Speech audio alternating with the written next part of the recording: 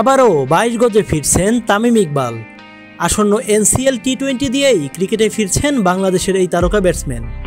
গত মার্চ মাসে ঢাকা প্রিমিয়ার লিগের ম্যাচ চলাকালীন সময়ে হৃদরোগে আক্রান্ত হন তামিম। এরপর আর কোনো ম্যাচে দেখা যায়নি তাকে। 14 সেপ্টেম্বর শুরু হতে যাওয়া এনসিএল টি-20 টুর্নামেন্টে তামিমের সাথে মাঠে দেখা যাবে মুশফিকুর রহিম ও মাহমুদুল্লাহ রিয়াদকেও। এমনটাই জানিয়েছেন বিসিবি পরিচালক আকরাম খান। দেশের 3টি ভেন্যুতে হবে এবারের টুর্নামেন্ট। সিলেট ছাড়াও খেলা হবে বগুড়া ও রাজশাহীতেও। সবশেষ ঢাকা প্রিমিয়ার লিগে খেলার সময় মাঠেই হঠাৎ হৃদরোগে আক্রান্ত হন তামিম ইকবাল।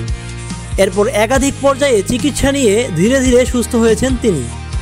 ঢাকার একটি হাসপাতালে চিকিৎসার পর সিঙ্গাপুরেও চিকিৎসা নিয়েছিলেন 2023 সালে সর্বশেষ আন্তর্জাতিক ম্যাচ খেলা তামিম ইকবাল।